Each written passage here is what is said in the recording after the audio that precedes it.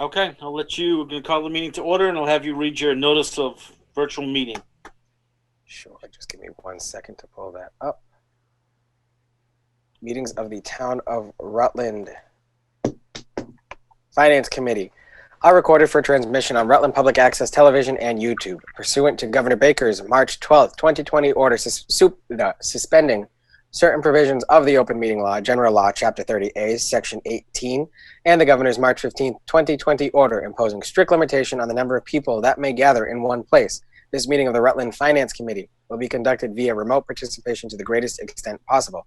Specific information and the general guidelines for remote participation by members of the public and or parties with a right and or requirement to attend this meeting can be found on Rutland's website at www.townofrutland.org. For this meeting, members of the public who wish to watch the meeting may do so in the following manner: by watching Rutland Community Television live on channel 192 and on the town's website, www.townofrutland.org, or by viewing a recording of the meeting following its conclusion on the town's YouTube page. No in-person attendance by members of the public will be permitted, but every effort will be made to ensure that the public can adequately access the proceedings in real time via technological means. In the event that we are unable to do so, despite best efforts, we will post on Rutland's website a video recording, transcript, or other comprehensive record of proceedings as soon as possible. There you go. Thank you. I take it that's us. There's nobody else. Select was not a quorum, so. There is a quorum of the select board. Oh, okay. Wayne, that's you.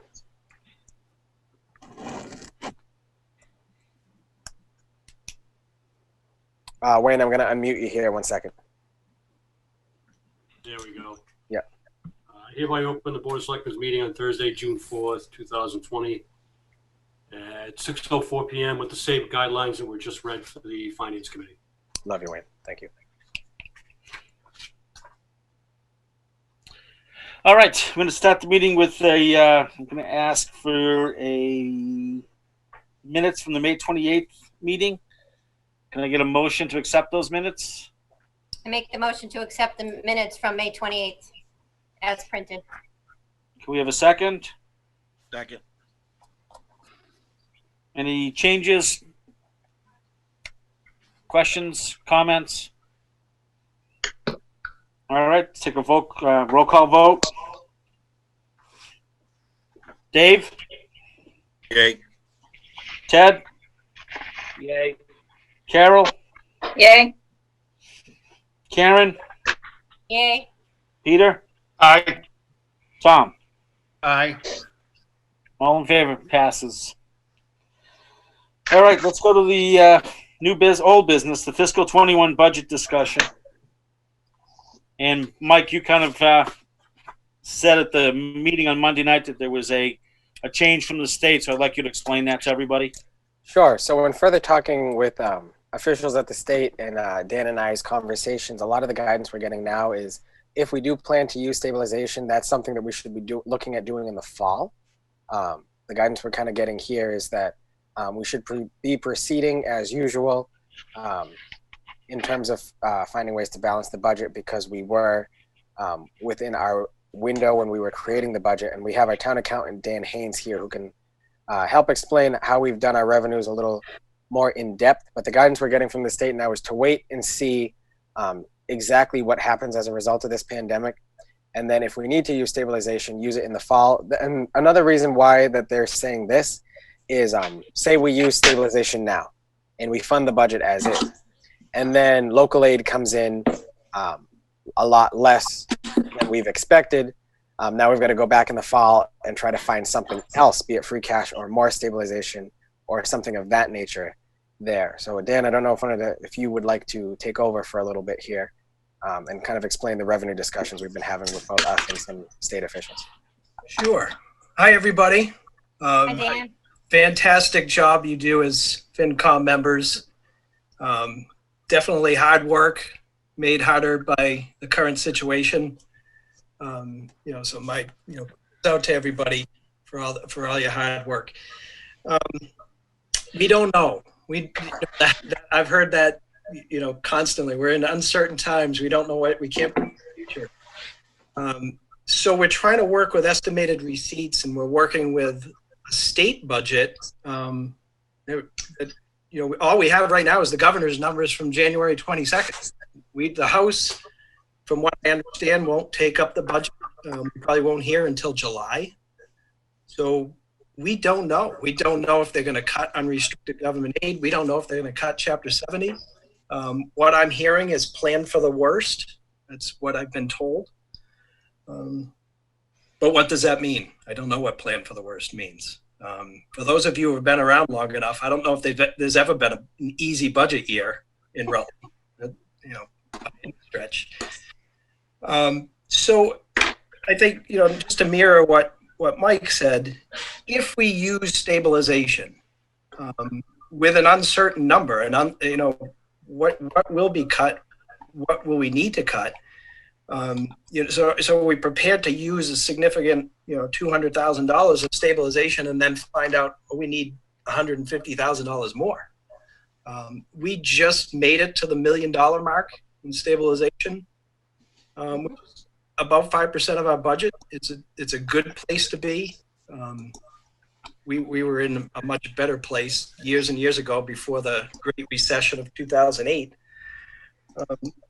But I'd have to defer to you as FinCom members.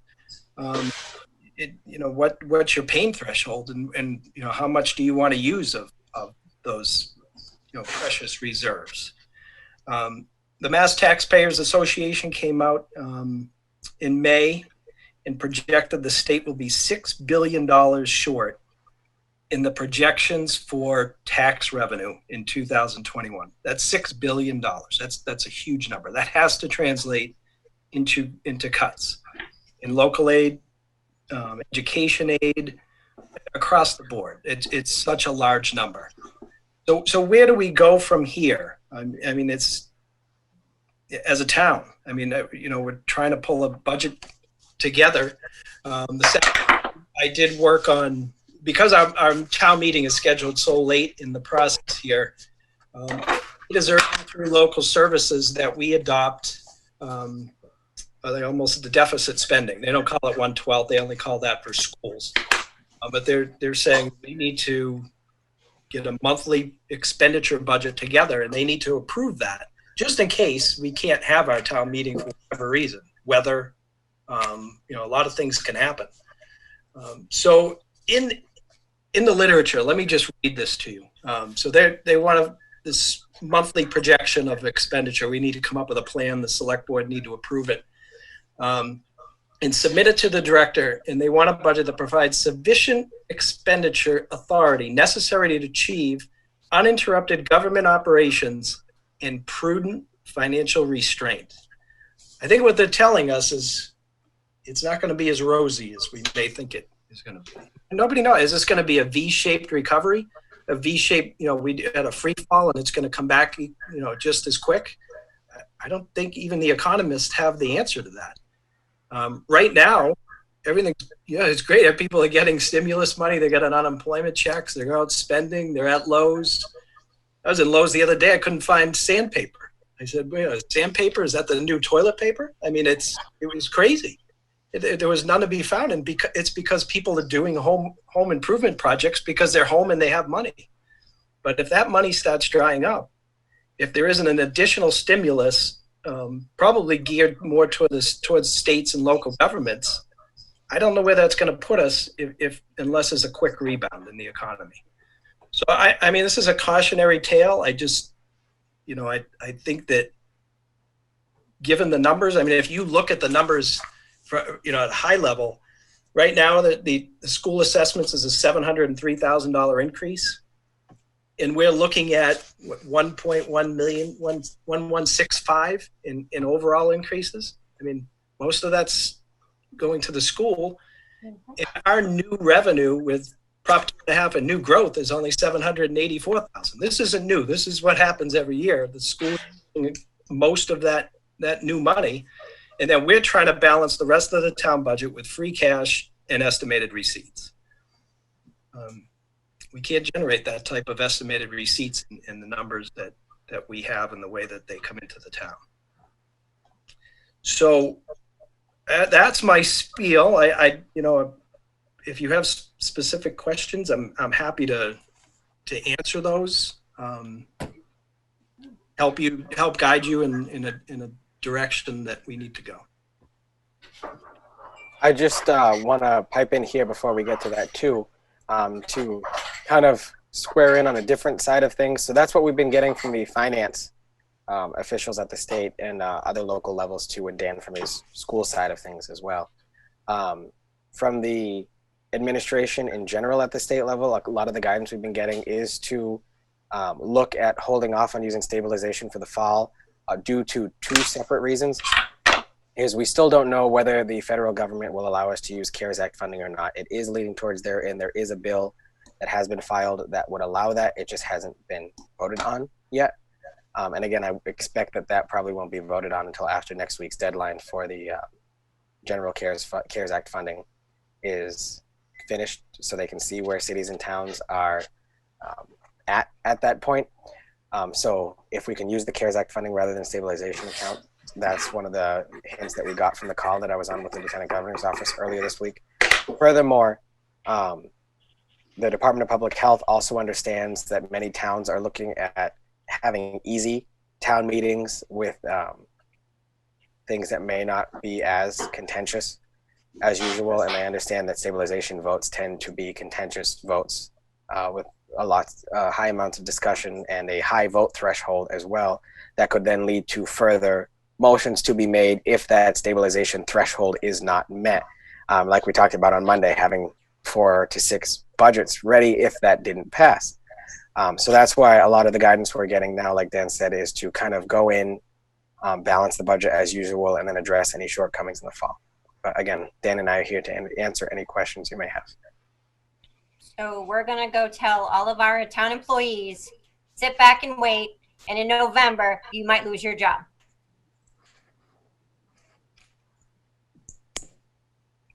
Because that's where we're at, guys. There's nothing to it. There's not a lot to cut. Or tell them now. I mean, that's what you're saying, Karen. Well, I mean, I understand for waiting. I get it. But fluffing up what we already know is probably going to be way lower, I just don't think is a smart idea. I mean. Well, the at least for this fiscal year, and we're still projecting out to next fiscal year, we would still be checking out. It wouldn't be layoffs at that point. It would just be then going to use the stabilization that we were planning on using now then, which is that 75 grand, give or take. And that would keep everybody employed. Yep.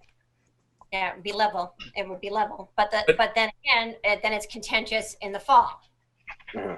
And then the fall town meeting is what everyone always says is it's the lower attendance, and we shouldn't be doing major things like spending $85,000-$75,000 out of stabilization in the fall town meeting because we didn't want to tell them in the annual town meeting.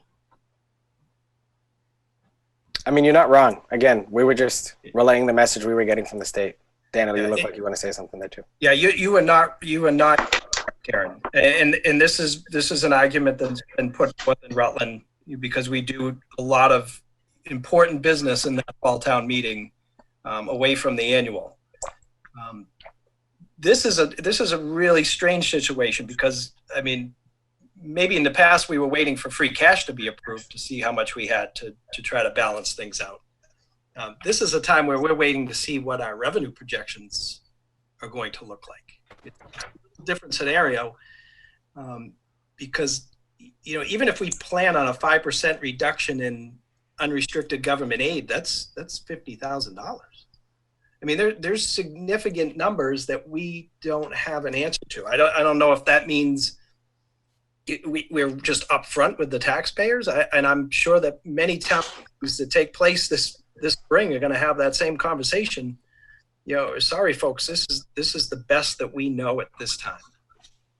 You know, it's a little different than the situation we've been in because really we're waiting to see how much money we're going to have that we can put towards either certain projects or to balance the budget on the recap. This is a time where we're waiting to see what our revenue numbers are going to look like. Go Maybe ahead. back to 2008 was the last time we had this situation, 2008, 2009 during the Great Recession. So, yeah, that's really the concern. But Karen, you're right. I mean, we're going to go to town meeting and try to at least inform the people that, you know, this is our situation and this is everybody's situation. This isn't unique to Rutland. We're hoping on CARES Act funding. We're hoping for a second round of stimulus. We're hoping for a lot of things. We're hoping for a swift recovery in the economy. I mean, there's a lot of things we're waiting for.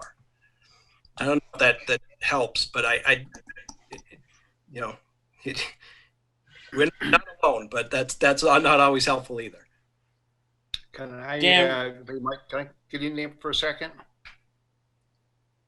Go ahead, Tom. I want to just say a couple of things, and I said this a few years ago. I agree with not using stabilization at all until we really get down the road a little further. But somehow we've got to lean on the schools to come back on that budget a little bit. I mean, they can't stay at that high level, and everybody else has to go so far in reverse to get where we got to go here. There's just we've got to do some more cutting right now, because we are going to see an awful position to be in later on this fall. And I don't know how we go about doing that, but we got to do it somehow. Get a couple other towns to agree with that position also. I will say I don't. Oh, go ahead, Ian. I'm sorry. No, I just wanted to say, with the 3.5% budget that we talked about, where are we at with that, Mike, and talking to other administrators too? Princeton's select board and they have an advisory committee voted to move forward with only proposing a 3.5% increase in the school assessment for the town of Princeton rather than the assessment that they proposed to them. Sterling has the exact amount that was given to them as their assessment in their budget. However, they don't believe that they are going to support that assessment. Paxton is in a very similar situation where they've just already outright opposed the assessment. They're not taking the extra step that Princeton is taking of reducing the amount that they will be proposing to the towns. But the school district, we were notified this morning, submitted their 1/12 plan to DESE and DOR because they are not expecting high hopes for the budget proposals that they sent out to the towns. And we'll know whether that was accepted by the other towns, because we were 4th out of the 5. Correct. So where do we stand right now from the total budget, $22+ million? At one point in time, we were $153,000 unfunded, and then there were things. I mean, magic happened there for a little bit, and it came down some. So where are we right now? So if you remember, we were around the $80,000 range after we had after we added in the projected conservative revenue that we would get if through the ambulance contract that the town signed with OCAM this past Monday. Right. Both towns have signed that contract now, so that is official. So that put us up around 80-75, and then we lost a dispatcher who was top step, who then we hired a dispatcher at step 1. So that dropped us to that difference, down to that 75 number that was there. So that normally what we would do, if we get anywhere close to 100, and Dan can back me up on this to see how the town has done in the past here too. We get close to 100, normally we say we just wash it in motor vehicle excise tax, because we know we've underestimated that by at least that much. This year's different, where we were just waiting off to do that because of the current pandemic situation. But I mean, if you do look around, there are some great deals for cars out there, like Dan told me this morning when we were talking. And just because certain areas of the economy aren't open, it doesn't mean other areas of the economy are not doing well. Hardware stores, different sectors of essential business areas. Real estate. Mike, where are we at with the excise tax? Dan? We're budgeting right now using 2019's actual, which 2019's actual was $1,046,323. We're using $1,380,000 in the estimated receipts for the recap at this point.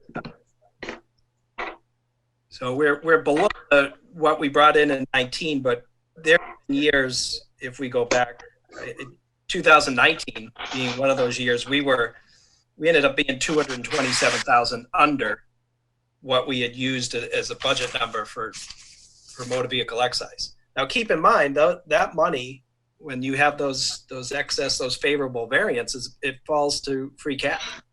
The closer we budget, the tighter we budget these estimated receipts, the less chance you're going to generate free cash at the end of that June of 2021 year. You compromise that ability to bring more money into free cash. Okay. I will say too, and Dan said this earlier, and I know I'm kind of beating a dead horse here, but again, this isn't something that's just Rutland. While Rutland has historically had difficult budget seasons this close to town meeting, I've had 3 administrators associations meeting just because of this, because there's so many people who are just racking their heads around what to do for next year and not knowing what to do. Hopedale, Uxbridge, I mean, if you people around us, all of us in the Wachusett region, Barry, Hubbardston, Hubbardston cut their town administrator salary line item in half and are going to an executive secretary line item for their budget next year because their budget is in such bad shape. I don't recommend doing that. Neither do I. Well, thank you. But these are just things to show that Rutland's not in a bubble with this. It's everyone who's facing this. And I think the difference from other fiscal years is that everyone is facing this nationwide. So that's why we actually expect some movement with assistance programs on this. It's nothing to rely about because Congress is Congress, but at the same time, this is something that's not unique to us. Well, so I've been just following this. My wife and I were talking today, when are we going to get our next check? And I was just looking at stuff in the news, and the reality is that the second stimulus probably is not likely to happen. And I mean, that's what I heard, that the Senate says that they think it was dead on arrival. So if that's not going to occur, I don't know how. Well, there's a difference between the stimulus packages and the assistance that would come to cities and towns. So basically and we can talk, I talked a little bit about this last week, but I can get into it again. The federal government passed the CARES Act, and that was the coronavirus assistance and relief effort, something. It was like, that was the multi-trillion-dollar package that we all got our stimulus checks in the mail from, and there was that big signing ceremony at the White House for it. Massachusetts got $2.7 billion of that X trillion dollars. That $2.7 billion was then apportioned out for regional school districts, cities, towns, state agencies, and so on from there. Now, for that portion for the cities and towns, it was $172 per person is what each city and town got.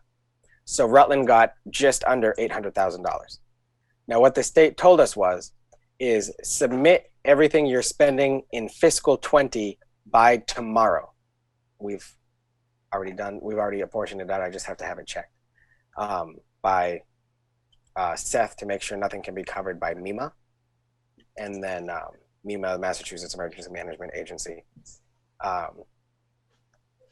because they will cover 75%, and which reduces our CARES Act to 25%. If that happens, anything left over, the state already has the money for, and it's locked metaphorically in an account in Boston, reserved solely for Rutland. It's not like if we don't use it, Holden gets it, or if we don't use it, Boston gets it. It's Rutland got this amount for Rutland to use. Anything they don't use now, they just have that for the rest of the year from June to December, the calendar year. If enough people have enough left over for that June to December block, then that's when it's saying if there's enough left over there for each cities and towns, we'll let them use that as general revenue and budget relief. So again, that's the existing process and it's already out there. Yeah, and so we the know check's already been cut. Right. Yeah. So that's there. The new stuff that could be coming down Mhm. is speculative at this point, at best. Yeah. And so I don't know that we want to be being presumptive and suggesting that we might see that stuff come into the budget. So we need to operate as if it's not going to be there. Correct. So if we're at 75 now with the stuff that we have, how confident are we that the 75 is achievable? And then how much of a risk do we want to take on that by mitigating or using something else to be able to make it a balanced budget? Let me jump in here because the 75, if we do look at a 5% reduction in that unrestricted government aid, that's going to add 50 to that number. We need to look at all of our estimated receipts because we do need to be fiscally prudent with this money. If we over budget, if we end up with a revenue deficit at the end of 21, that's money that we would have to raise on the recap for next year. So I think that we need to look at all of those numbers together, and we need to do this with department heads, and we need to decide what makes the most sense for the town. I mean, I think it's going to have to be a combination. I'm not sure that the budget that we have right now, and this includes the schools, is going to be the budget that's going to be final. It's because of potential cuts and because of looking at those estimated receipts with at least as somewhat of a conservative eye. I mean, I don't think we can just say, well, last year we collected, and I can tell you last year's estimated receipts came in at $3,589,000, and right now we're using $3,710,000. I've been advised that that's probably not a great strategy. So that 75 could easily end up being 225, 200.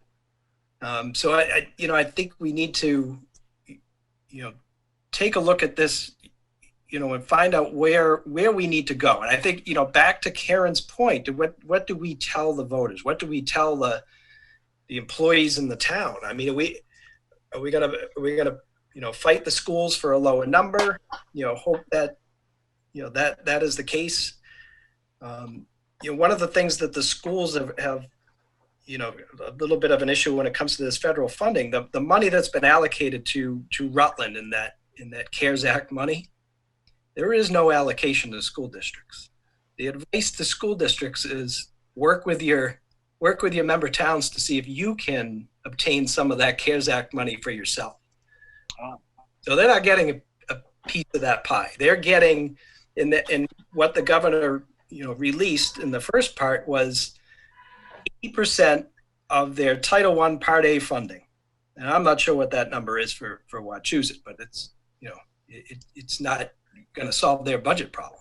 And keep in mind, they're going to have these same issues, because if there is a cut in Chapter 70 aid, how are they going to put together an education plan especially in this environment? We don't, they don't know if they're going to be going back on a remote basis, on a, half remote, half, live.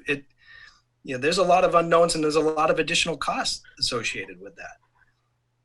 So, what do we do now? What do we tell people at this town meeting to prepare them for a fall town meeting, and hope that we can get some attendance at that meeting, because there's going to be some difficult decisions to be made. So what do we say? What's our messaging out at this point? Dan, what does that 3.5% increase to the school budget that we originally said that we could afford to give them do for us as a number?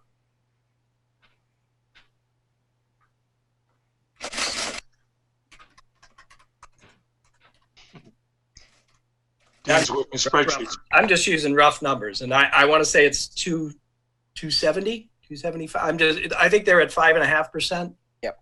But there are other factors in the formula, starting with required minimum contributions and transportation aid. There's other factors in there. That's just the assessments, and that was Wachusett and actually that's Wachusett and Southern Worcester both. So it'd be less than 270. So we're It's probably closer to the 2. Yeah, it's probably closer to 200,000. So you're saying if we only let the schools do 3.5% increase versus the larger increase they consistently give us, we would be much better off. We'd have a balanced budget. We'd be pretty close. We might have to, dig into that 463,000, whatever's left in free cash, 432. We may have to dig into that a little bit to get there, but be in that $250,000 is, based on what we're talking about for numbers, is substantial. Yeah.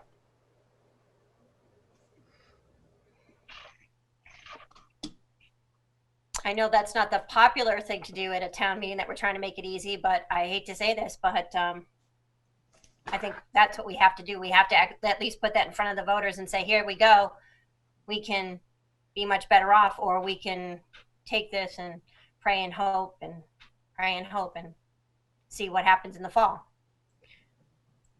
But in the end, I feel it's not the taxpayers, it's taxpayers' decision, but the hardest part is the employees. We have a lot of really good employees, and if we're looking at cuts in the fall, we're at the point where it's going to hurt very badly for the services of the town.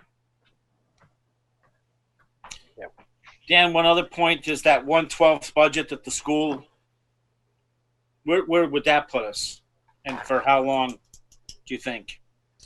1/12 budget that the school submitted, Yes. that has no effect on that. That's really just so we can kind of deficit spend. They don't call it deficit spending because there is a process for a 1/12 budget in a school, but all they're really doing is taking what their budget was in 2020 and adjusting for other expenses and expenses that may occur in July, and offering that up to the commissioner and saying, okay, we need to enter into a 1/12 budgeting situation. Keep in mind that schools in the summer, teachers' pay continues through August, but that money is encumbered and accrued back to the previous fiscal year. So there's not, unless there's substantial debt payments in a school in the summer, there's not as much spending going on.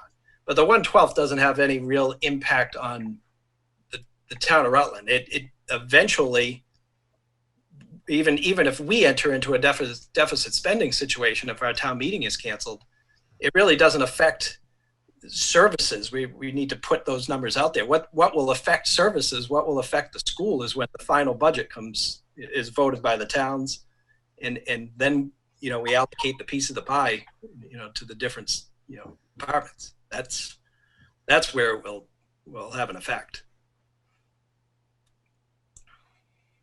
So if the school does not have a budget until the fall.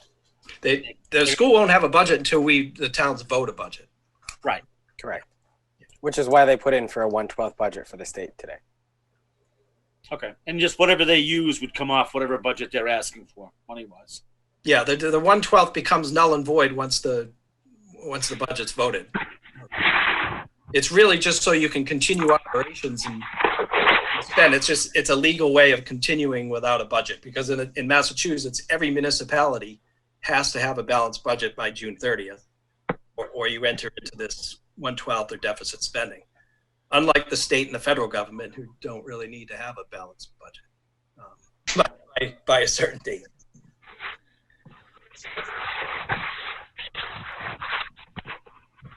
Any other questions out there? Comments? Ian, I see Ted had his hand up. Yeah, one of my questions was about the 1/12 budget, and it sounds like if the schools end up there eventually, one way or the other, that number's coming back up. So we need to take a look at, or we need to plan that number's not going to stay at 1/12 regardless of what happens.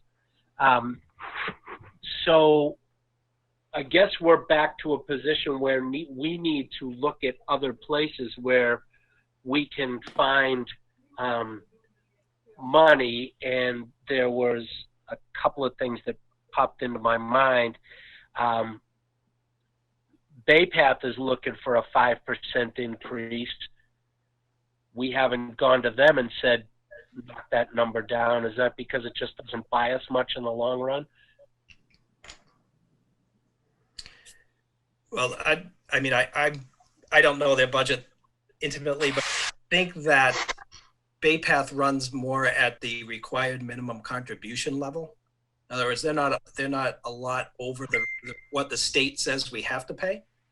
And there could be cuts not only in Chapter 70, but in the required minimum contributions that towns have to pay. But you know, the budget process or calculating an assessment for a school starts at a number that the state dictates. It's based on student enrollment. It's based on town wealth, town equalized valuations. So, you know, if they give Baypath the numbers, if Rutland has to pay based on this number of students, this is the amount. We can ask for a cut, but you can't, as a school, without being penalized, operate below required minimum. And I think they're pretty close. I think so too, Dan, if I remember correctly. And we still have a special town meeting coming up on the 27th as well, correct? No, so if you remember, we combined the special and the annual into one meeting together. Okay, so there's nothing really that we haven't taken a look at. Can we not do that right now? I know we had some items last week. Do we need to get tighter with that? Well, if you remember, are you talking free cash expenditures? Correct, yeah. So on Monday, the board voted to remove all free cash expenditures except for two, and that was the deficit in the projected deficit in the public safety building purchase services line item and the stop signs at Wachusett and 68. So we're very tight there then. I'm just kind of brainstorming a little bit on where do we look. At one point, I believe we said it wasn't going to be popular, but was there thoughts on the petition for the LED sign, or no? We said we could get that paid for by the CARES Act, correct? So we put in for it to be paid for by the CARES Act. However, because it's a citizen's petition, it needs to go on the warrant. Go before town meeting. So we might pick up $30,000 there. Yep. That's not in the budget. No, but this is. That's not in the budget. That would be coming out of free cash if it was. So that's not in the budget. Okay.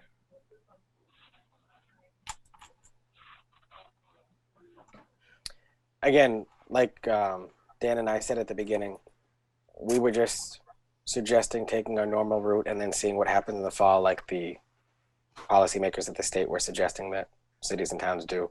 Which we would normally do is balance it with our estimated receipts and go from there. I get the concerns. I was just saying why we made that suggestion at the beginning of the meeting. Could we see the budget that shows the 3.5% raise to Wachusett? Yes. Give me 1 second. You don't have that in your folder yet, but I can certainly upload it. I just figured if we could see that, then I think that should, my personal opinion would be that that is one of the options that we have on the floor. It's not going to be a popular decision, but even cutting that still might cause us to be at a deficit in the fall. Yeah, I mean, no one could have predicted this would happen now, and it's hard to predict the future because no one really knows what's going to happen with all of this later on. We could be good, we could be, bad situation all over again too. We just don't know. Like Dan started with. I mean, we're going to have a good idea when we go to town meeting where the other towns are at, which is going to help sell the 3.5%. That's correct. At least that's my thought. Anybody else? You know, you're going to have all three towns voted on this already. We'll know exactly where this is going to fall, and if we can then push that 3.5, and then let them come back to us with a new budget, which they're going to have to do no matter what. Unless all 4 towns approve the 350, the current budget, and then that's it. Right. I mean, we'll know going into our meeting where we're at. Yeah, we will know where we are at compared to how the 3 other towns, except for Holden, have already voted at their town meetings. And one of them is just before us, though, if I remember correctly, right? At 10 a.m. that morning, yes, and we're at 4. Sterling and Paxton, I believe, are before us. I could be wrong on that. But I know Sterling, Paxton, and Princeton are all the 3 before us, and then it's just Holden after us. So, just to get a straw idea from the finance committee, are we looking at not going to stabilization fund at this time? Because that makes a difference for the select board that's with us at this point, to add to that warrant article or place their articles. I think just so we can get a straw vote or some ideas. Dave? I think I'm leaning that way myself at this point. All right, Ted? I think I would lean that way. I believe what I heard Mike and or Dan say was, and maybe Karen as well, we need to be able to inform the town meeting what that potentially does for the fall, and we can do that, correct? Yep. We could tell them at that meeting, but we would have to have that added to the warrant article that we could use it in this meeting before the warrant is placed. That's correct, Mike? Correct. Right. I just think Ted's thinking that we need to make sure that the town knows that come the fall, there's a very good possibility, depending upon how our funding comes in, that we might have to use stabilization in the fall. Absolutely. Absolutely. All right. Carol, your thoughts? I pretty much agree with Ted. The only question I have is, well, it's not a question. We were still a little tiny bit iffy about a fall, but it sounds like it's going to be pretty definite that we're going to have a fall town meeting. Oh, yeah. We always have one anyway, so we're definitely going to have one now. I thought it was iffy this year. But anyway, I agree with Ted. I like, that we need to let them know, but we need to put it off. From what Mike and Dan are saying, I go with you guys. Karen? Yeah, I think we should wait because it might be a higher number, so let's wait till the fall. Peter? So I guess it's kicking the can down the road. I agree that it's probably the way to be able to go. I guess my hesitation is, as everybody's saying, we need to explain it to the town at the meeting. And I think it's important that get done, but it really has to be done right. Because if it's just brought out and said, well, we're doing this because we don't know what's going to happen, it's going to create an awful lot of questions from people about why they would want to be able to go ahead and do something they don't know anything about. I just think that we have to be really clear of what it is that we're doing and why we're doing it this way and why this turns out to be the best choice, and then we go from there. Okay, so you're agreeing that we really... Yeah, I'm agreeing that we should stay away from stabilization. Okay. And Tommy? Yeah, just what I said before, no stabilization. All right, then, so we need to make a motion on this, or do we just let the select board make a motion to place their warrant and then they can move on? They don't have to stay with us while we just finish discussing, or? Yeah, it would just be the select board would just have to make a motion to sign the warrant, and then tomorrow when I'm in the office, I would just print it out and leave it for them for signature. And then once they're all signed, it could be posted. Wayne, I guess it's up to you. Sheila is here now. Oh, okay. Sheila?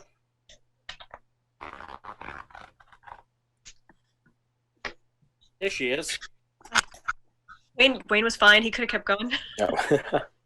Could I get a motion to sign the warrant for the annual town meeting on June 27th at Glenwood parking lot at 4 p.m. Make that motion as stated. I'll second. Any discussion? Hearing none, all those in favor? Walker, aye.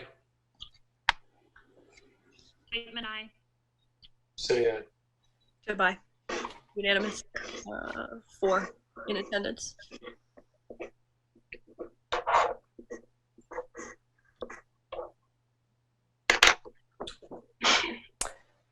On the town meeting note, I also did want to point out that the clickers we bought for the voters, Sterling informed us that they will be purchasing the same make and model as our clickers that are there.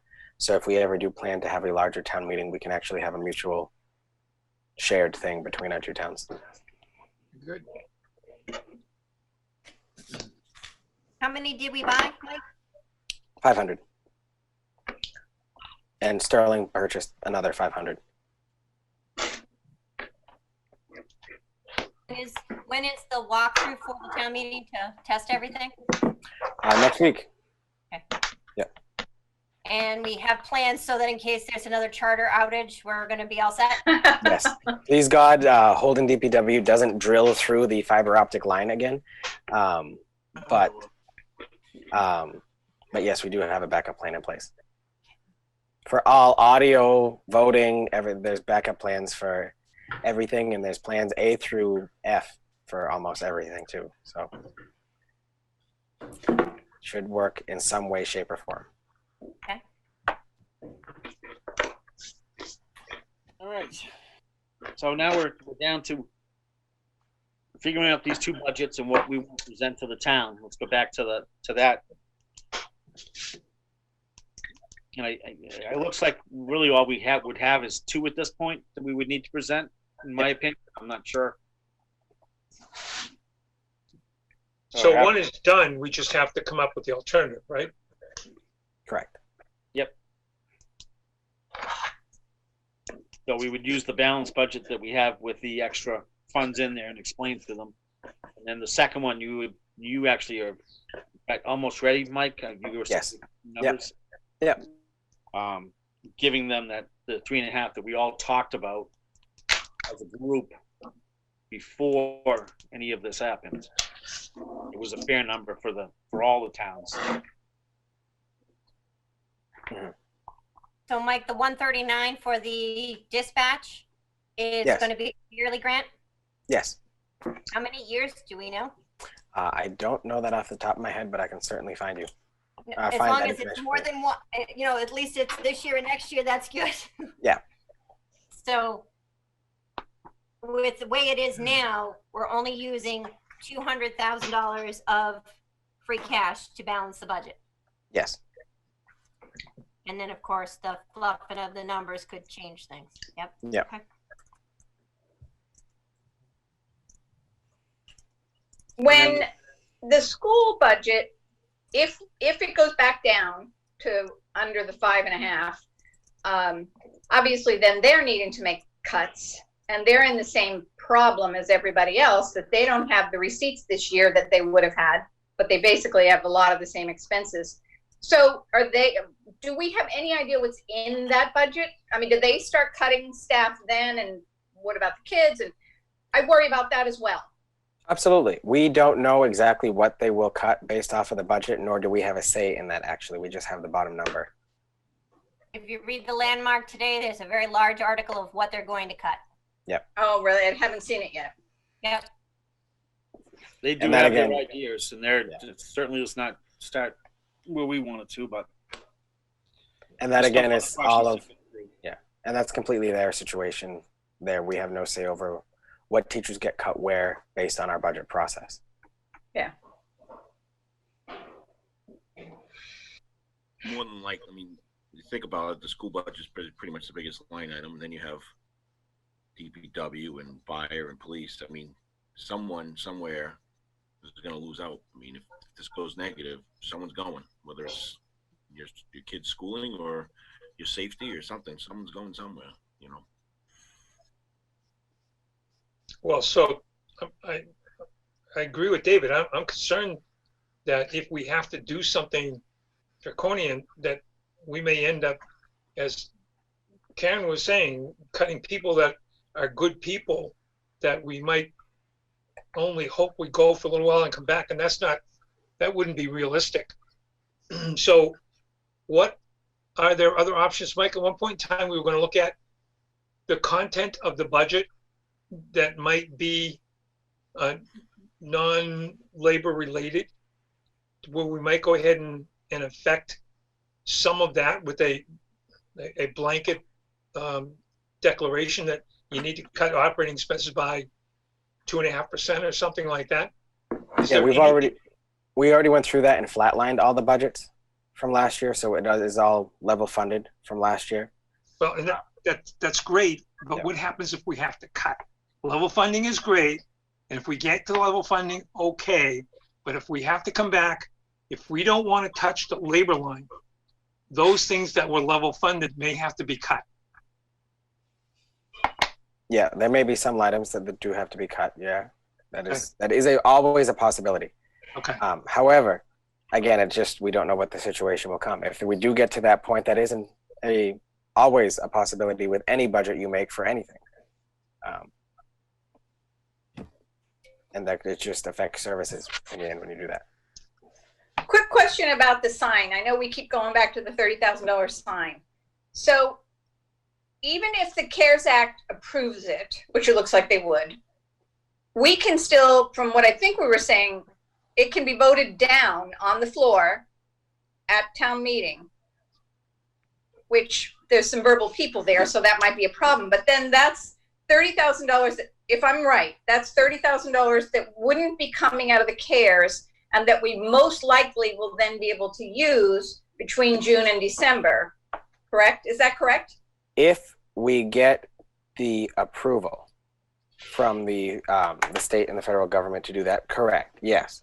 I can tell you we have about $300,000 left in our CARES Act allotment based off our projections for June through December. And that would just add to that. Anything that doesn't get approved through CARES, we just won't buy. In which case that just adds to the difference that we have in the end. So, Carol, you're saying that you want the town to approve the 30,000 out of free cash? No, I'm Instead saying of taking it out of the CARES Act. I'm saying I want the town to vote it down, thereby saving us $30,000 out from the CARES money that could then be used for other stuff between the June and December. Oh, No, okay. that would I actually- misunderstood what you were saying. Ian, do you mind if I? Yeah, because that money would then go back into our free cash account, not into the money that the CARES could use. Yeah, so there's two different concepts going on here. CARES Act has nothing to do with town meeting. Town meeting does not approve Right. CARES Act funding. Yeah. If it's approved at town meeting, we pay for it out of free cash. Right. Or if it's approved of CARES, they just cover it. Right. Or they may deny it, in which case that we just have it. What I'm just saying is it would be nice to have that $30,000 rather than laying off somebody. Yeah, that money back into our free cash account. Yeah, but I mean, it's money. It's money. And even though it would be a really nice thing to have in these times, it's a bit frivolous. Sorry, in my opinion. Yeah. Again, the difference here is Carol saying that she wants it to fall back to our CARES Act total, so that if they allow us to use the remaining CARES Act for budget revenue, we then have Right. that extra 30,000 in the budget revenue. Ian's saying if it doesn't pass at town meeting, we then have that 30,000 extra in free cash that we can then use as supplemental budget revenue in the fall if we have to. It's the same thing. It's just you're talking about two different pots here, so I just figured I'd clarify that. I see. Carol's basically saying that she wants her cake and she wants to eat it too. I just want to have the cake. I don't care where it gets eaten. I see Mitch has his hand raised as well. Yeah, no, Mike, I think you explained it. I just think, Carol, our strategy, we talked about this when Mike brought it up the other night, was to go in and explain to the town that we've already applied for the funding via the CARES Act. It looks like it's going to be reimbursed. And to your point, that voting it down would be saving the town the $30,000 with the prospect of still getting the sign. And if we get the sign through CARES Act, then the petitioner, Mr. Connecchioli, could always just move no action at town meeting, in which case it. Do you think we'll know by then, Mike, whether or not it'll be approved? The initial stuff we're telling us is yes. Then again, the state is the state, but as our projections right now that we're getting from them is we should have an idea by then, yes.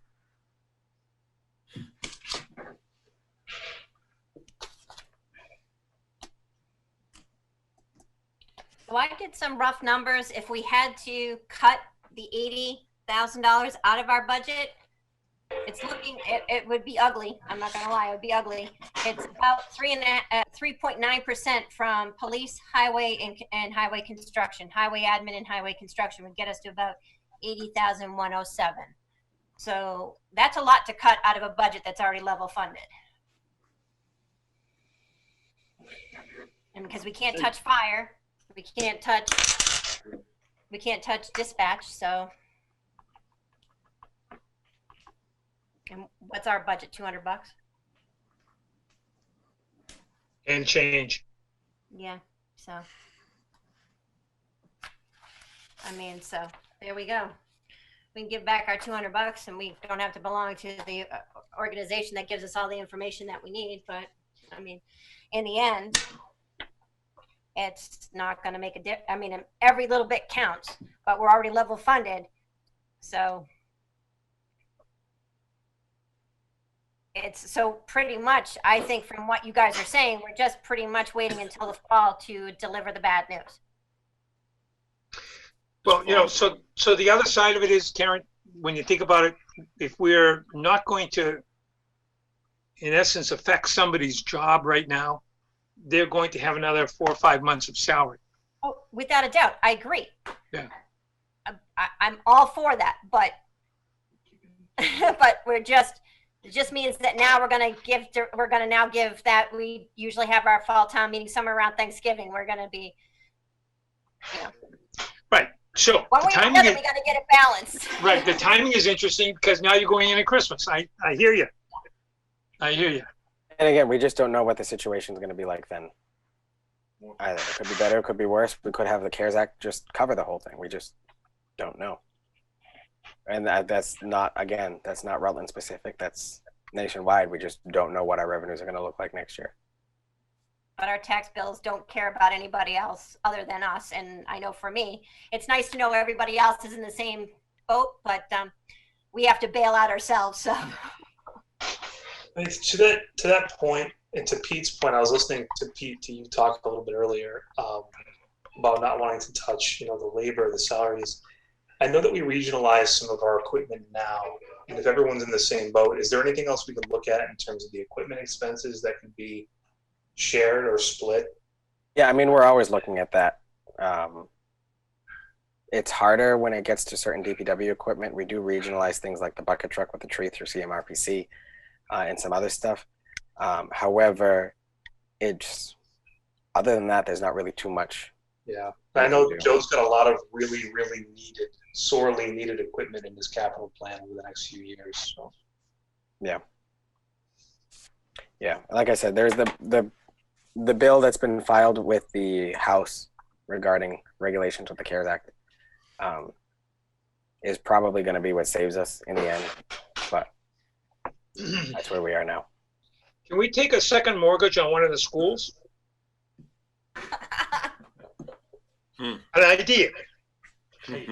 I'll tell you, come 2025, the town is going to be great. We have a massive amount of debt coming off the books that year. But Don't say that. The school listens. That's right. It takes. Yeah. And then we'll also be able to refinance the public safety building and the DPW garage that year because they will have hit 20 of their 40-year loan at that point. Right, Dan? Yes. Thank you. Correct. Good. So we just need to be able to get through this 2021 budget. And then 2022, we see things turn around for us. Yes, and then by 2025 is the big year that things should turn around a lot. But So you never Dan, really turn around. Right. That makes sense. So Dan, Just doesn't look as bad. Dan, you're leaving us at the end of this fiscal year, correct? Yeah, that's the plan. Okay. So is there somebody else in your office that's going to be up for helping us through the fall? There's nobody in my office. There's only me. Goody. So that means you can't go. Pretty simple. That also gives us somebody to scapegoat once you leave, Dan, and the whole thing. Like a true manager. That's how government works. Yeah, that's right. It does. You're loved until you're not. So Mike, what are we planning on doing to replace Dan? Dan and I have been in some talks, and the process is currently ongoing. We're 3 weeks to the end of the year. What are we going to do for July 1st? We have reached out to a couple applicants. Okay. Yep. Because that's going to be a big deal. We're going to have to really fight through this stuff. And Dan's been with us how many years now, Dan? 21? Yeah. Yeah, 21. I came on in 1998 or 99 for it. I was going to pitch in for a year because your accountant left. Yeah. You know, you can always pinch hit another year too. Just throwing that out there. He just better not end up in Gardner. That's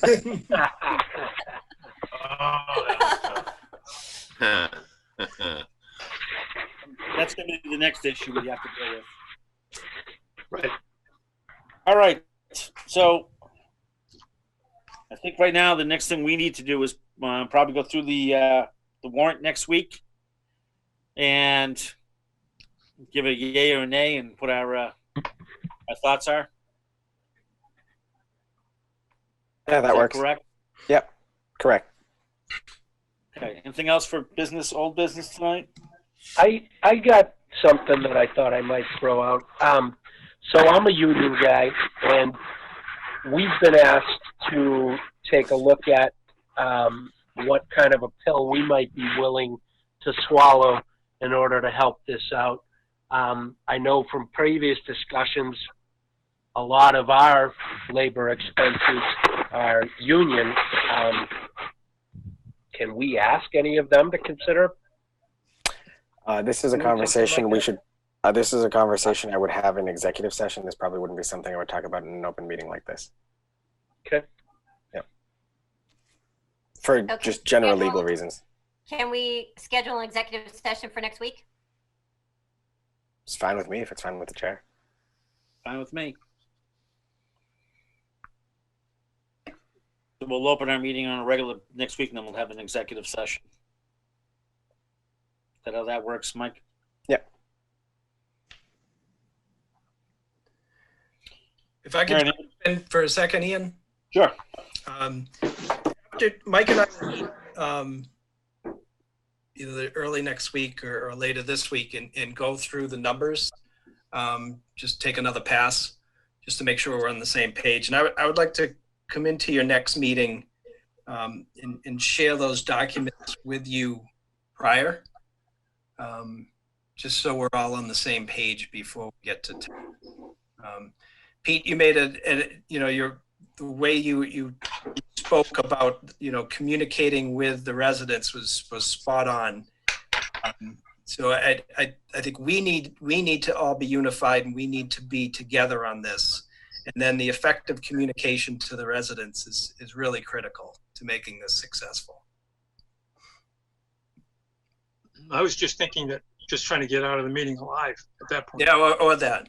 Yeah. Yeah, I think we really have to have it all laid out and explain to them why and where and what everything's going through between the two boards as well. So we'll have to try to work on a document, maybe Mike, that we can present to each board. And we can talk about that too in executive session. Get it done. The right wording. Does that have to be done in executive session or? No, that would be open session. That doesn't fall under the categories of an executive. Okay. Because it could be, you know, if anybody's watching the TV. Yep. Yep, that's fine. All right, anything else for tonight?